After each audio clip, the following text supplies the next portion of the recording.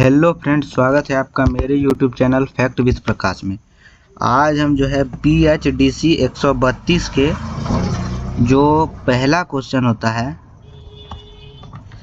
मध्यकालीन हिंदी कविता के जो प्रथम क्वेश्चन जो होते हैं जिसका आंसर देना अनिवार्य होता है।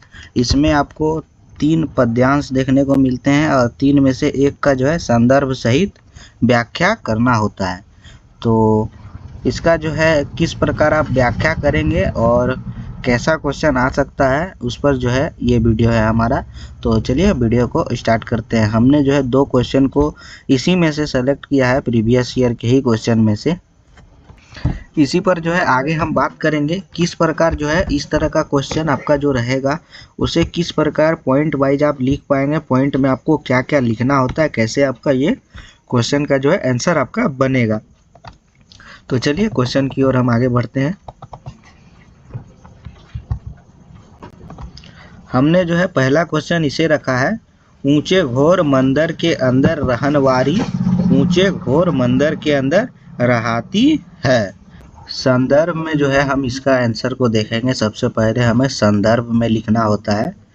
इस क्वेश्चन के अनुसार जो है इसका आंसर जो हमारा बनता है, प्रस्तुत पद्यांश हिंदी साहित्य के भक्ति काल के प्रमुख संत कवि कबीर दास की वाणी से लिया गया है। इसमें कवि ने आत्मा और परमात्मा के संबंध तथा आध्यात्मिक साधना के महत्व को प्राचीनात्मक, प्रतीकात्मक रूप में व्यक्त किया है। प्रसंग में अब जो है हम लिखेंगे, इस पद में कबीर दास मानव शरीर को एक मंदिर के रूप में प्रस्तुत करते हैं। वे बताते हैं कि परम सत्य अथवा ईश्वर किसी बाहरी स्थान में नहीं बल्कि मनुष्य के अपने अंतःकरण में ही निवास करता है। मनुष्य अज्ञानवश उसे बाहर खोजता रहता है। अब इसकी जो है व्याख्या करेंगे हम। जो व्याख्या में लिखेंगे, कबीर दास कहते हैं कि परमात्मा ऊंचे और गहन मंदिर के भीतर निवास करते हैं। यहाँ मंदिर से तात्पर्य मानव शरीर अथवा हृदय से है। कवि का आशय है कि ईश्वर मनुष्य के भीतर ही विद्यमान है, किंतु मनुष्य उसे बाहर तीर्थों, मंदिरों और विभिन्न धार्मिक कर्म कांडों में खोजता रहता है। संत कबीर बाहरी आडंबरों और दिखावटी धार्मिकता का विरोध करते हैं। उनका मानना है कि यदि मनुष्य अपने मन को शुद्ध कर ले और आत्मचिंतन करे तो उसे अपने भीतर ही परमात्मा का साक्षात्कार हो सकता है। ईश्वर की प्राप्ति के लिए बाहरी साधनों की अपेक्षा आंतरिक शुद्धता और सच्ची भक्ति अधिक आवश्यक है।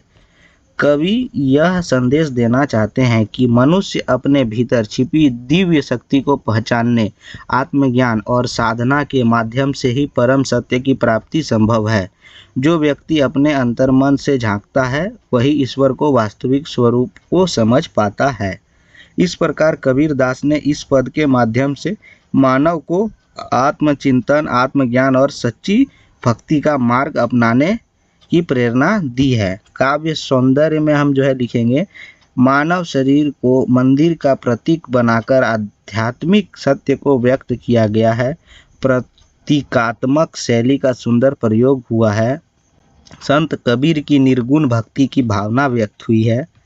सरल भाषा सरल, सहज और सद्गुणी है। आध्यात्मिक एवं दार्शनिक विचारों का प्रभावशाली चित्रण हुआ है। भाव पक्ष और कला पक्ष दोनों दृष्टियों से पद अत्यंत उत्कृष्ट है। निष्कर्ष में जो है हमें लिखना होगा, यह पद मनुष्य को यह शिक्षा देता है कि ईश्वर बाहर नहीं बल्कि उसके अपने अंतःकरण में निवास करते हैं। अतः सच्ची भक्ति, आत्मचिंतन और मन की पवित्रता के माध्यम से ही परमात्मा की प्राप्ति संभव है। यह कबीर दास की निर्गुण भक्ति और आध्यात्मिक दर्शन का उत्कृष्ट उदाहरण है। तो आप जो है इस क्वेश्चन को जो देखें, इसे लिखने का तरीका, पहले तो आपको जो है ये जो पद्यांश होते हैं इनके जो है कवि कौन है उनके बारे में थोड़ा जानकारी आपके पास होना चाहिए। और जो कवि का मतलब कि पद्यांश में जो है उसी को जो है आपको तोड़ करके लिखना होता है। संदर्भ, प्रसंग का व्याख्या करना होता है कि इस पद्यांश में जो है कवि क्या बताना चाहता है। और निष्कर्ष में जो है उसी को लिखना होता है। एक और क्वेश्चन को हम जो है रखे हैं, जो कि इनमें से भी अगर आपके क्वेश्चन आते हैं तो आप इसे ही लिख पाए, ऐसा भी क्वेश्चन जो है हम लेकर के आए हैं। तो इसमें देखेंगे आपके सामने जो है स्क्रीन में यह क्वेश्चन है, यहू तन जलो मसी करो, लिखो राम का नाम, लेखनी करो करंक की, लिखी लिखी राम पठाऊं। तो यह भी जो है कबीरदास जी का ही है। तो संदर्भ में जो है हम इनका देखेंगे तो प्रस्तुत पद्यांश हिंदी साहित्य के भक्ति काल के महान संत कबीर दास द्वारा रचित है। इसे जो है आपको संदर्भ में लिखना होता है। किसकी लिखी हुई है उसका जो है आपको लिखना ही जरूरी है। यह पद उनकी विरह भावना और ईश्वर के प्रति अनन्य प्रेम को व्यक्त करता है। यह पद कबीर के काव्य संग्रह में वर्णित है।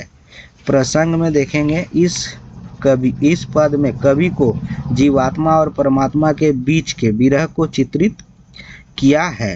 भक्त अपने आराध्य राम से बिछुड़कर अत्यंत व्याकुल है और उनसे मिलन की तीव्र इच्छा व्यक्त करता है। व्याख्या में अब जो है इसका हम लोग बड़ा में देखेंगे तो कबीर दास कहते हैं कि यदि आवश्यकता पड़े तो मैं अपने शरीर को जलाकर उसकी राख में स्याही बना दूं और उसी स्याही से राम का नाम लिखूं।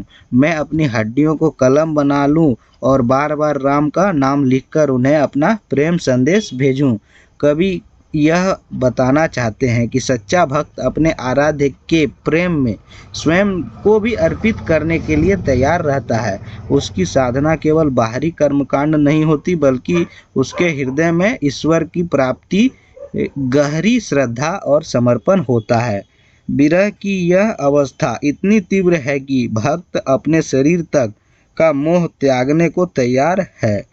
कबीर के लिए राम किसी विशेष व्यक्ति का नाम नहीं, बल्कि निर्गुण ब्रह्मा का प्रतीक है। इस पद में आत्मा की परमात्मा से मिलने की उत्कट लालसा दिखाई देती है। भक्त का संपूर्ण जीवन ईश्वर प्राप्ति के लिए समर्पित हो जाए और वह अपने अस्तित्व को भी ईश्वर के चरणों में अर्पित कर देता है। काव्य सौंदर्य और विशेषताएं में जो है इसे देखेंगे हम, विरह भावना का अत्यंत मार्मिक चित्रण हुआ है। ईश्वर के प्रति अनन्य प्रेम और समर्पण व्यक्त हुआ है। अतिशयोक्ति अलंकार का सुंदर प्रयोग हुआ है। लिखी लिखी में पुनरुक्ति प्रकाश अलंकार है। भाषा सरल सहज और सधुकड़ी है। भाव पक्ष अत्यंत प्रभावशाली और हृदय स्पर्शी है। निष्कर्ष में जो है हम देखेंगे यह पद भक्त और भगवान के बीच प्रेम समर्पण तथा विरह की चरम अवस्था का चित्रण करता है। कबीर दास ने इसमें भक्ति की गहराई और आत्मा की परमात्मा से मिलने की तीव्र आकांक्षा को अत्यंत प्रभावशाली ढंग से व्यक्त किया है। अब जो है परीक्षा में लिखने के तरीका हम आपको बता देते हैं किस प्रकार आपको लिखना है। शीर्षक में जो है संदर्भ सहित व्याख्या करना है शीर्षक में। फिर इस क्रम में लिखें। पहला जो है आपका संदर्भ होना चाहिए, 4 से 5 पंक्ति यानी लाइन में आपको लिखना है। उसके बाद प्रसंग 3 से 4 लाइन में आपको लिखना है। व्याख्या करना है 3 से 4 बड़े पैराग्राफ में। व्याख्या थोड़ा आपको बड़ा करना है। काव्य सौंदर्य 5 से 6 बिंदु में काव्य सौंदर्य लिखना है और निष्कर्ष में 2-3 लाइन का आपको निष्कर्ष लिखना है। इस प्रकार आप लिखते हैं तो 20 मार्क्स का क्वेश्चन जो है, पहला क्वेश्चन जो है आपका 20 मार्क्स का रहता है। इसमें अच्छे मार्क्स लाने की आपके पास संभावना बढ़ जाती है इस तरीके से आप लिखते हैं। तो आशा करते हैं ये जानकारी आपको अच्छा लगा होगा। और पहला नंबर क्वेश्चन करने में आपको अगर कोई परेशानी अभी भी आती है तो आप हमें जो है कमेंट बॉक्स के माध्यम से पूछ सकते हैं। हो सके तो मैं एक आध वीडियो और इस कोर्स पर लेकर के आऊँ, इसीलिए जो है चैनल को सब्सक्राइब जरूर कर लें। वीडियो अच्छा लगा तो वीडियो को लाइक करें। धन्यवाद।